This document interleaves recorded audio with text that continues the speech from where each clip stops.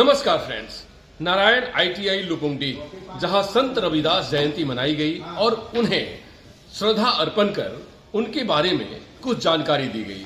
आइए देखते हैं कार्यक्रम की कुछ झलकियां।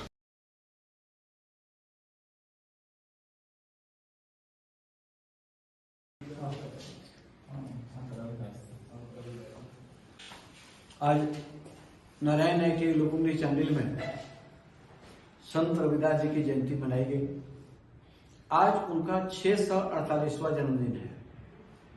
उनका जन्म 1377 ईस्वी में हुआ था बनारस में। संत रविदास का जीवन बहुत संघर्षमय था और वो आस्तिक होकर के भी बिल्कुल प्राकृतिक चीज पर विश्वास करते थे। अपने भारत में जितनी कुरीतियां थी जात पात को लेकर के उसके खिलाफ में उनका एक तरह से अब उनकी रचना के माध्यम से उन्होंने जन जागरण का काम किया और उन्होंने उनकी कई ऐसी बानियां गुरु बानी में भी शामिल किया गया। उनको संत शिरोमणि का दर्जा दिया गया क्योंकि स्वभाव से संत थे, मोह माया से मुक्त थे और पूरे मानव के प्रति उनका प्रेम था। न किसी जात में विश्वास था और न किसी जात से उनको नफरत था, न किसी धर्म से नफरत था। उन्होंने कई एक जगह पर कई तरह की बातें लिखी है। संत रविदास जी बिल्कुल उनका कहना था कि यदि मन चंगा तो कटौती में गंगा, यानी यदि आपका मन शुद्ध है तो सब जगह पर गंगा मैया भी विराजमान है, भगवान भी विराजमान है। हर कल में, हर पल में, हर क्षण में ईश्वर विराजमान है। और जैसे कबीरदास ने लिखा, कबीरदास जी के समय का भी वो भी संत रविदास जी भी हैं कि पत्थर पूजे हरि मिले तो मैं पूजू पहाड़, यानी मूर्ति पूजा के ये लोग बहुत पक्ष में नहीं थे, लेकिन ईश्वर में अटूट आस्था थी। उन्होंने लिखा भी अपने देश में जो कुरीति थी कि जाति जाति में जात है, कई जातन के पात।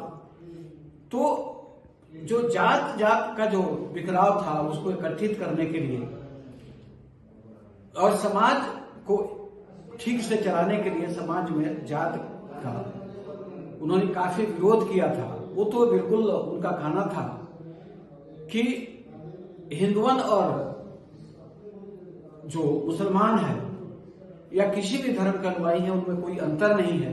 सबका शरीर एक जैसा है, सबका खून एक जैसा है, सबका सोच एक होना चाहिए और मानव को मानव से प्रेम करना चाहिए।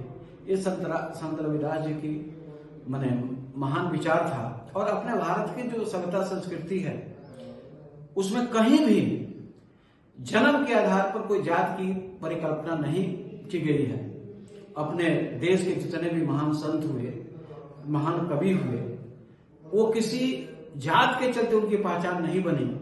वाल्मीकि जी कोई उच्च कुल में उनका जन्म नहीं हुआ था। फिर आपका कई एक ऋषि जो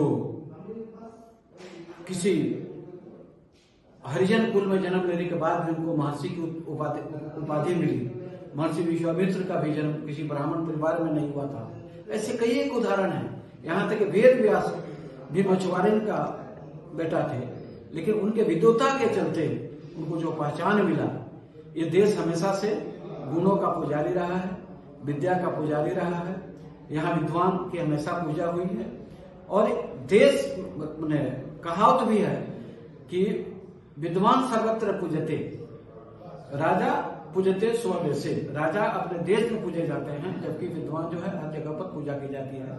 हम लोग अपने नारायण आईटीआई की तरफ से एक ऐसे महान संत शिरोमणि रविदास जी को श्रद्धांजलि अर्पित कर रहे हैं और आशा ही नहीं पूरा विश्वास उन्होंने जिस कुरीतियों के खिलाफ में और बिल्कुल मुगल शासन, मुसलमानों का शासन चल रहा था। 2004 के आसपास से मोहम्मद खिलजी जब से देश पर आया, मुगल शासन के पहले से लेकर मुगल शासन के अंत तक देश में मुसलमानों का शासन होने के बाद भी वो किसी मुसलमान या किसी हिंदू या किसी दूसरे धर्म के अनुयायियों से या किसी क्रिश्चियन से कोई उनको नफरत नहीं था। उनको सबसे प्रेम था। वो चाहते थे कि सब लोग प्रेम भाव से रहे। आज हम लोग इन्हीं सब बातों को लेकर के उन्हें श्रद्धांजलि अर्पित करते हैं। और ऐसा नहीं, पूरा विश्वास है कि संत रविदास जैसे फिर एक संत की जरूरत है इस देश को, जो एक नई दिशा दे सके किसी लोगों का सोच में, लोगों के विचार को लेकर के। बहुत बहुत धन्यवाद।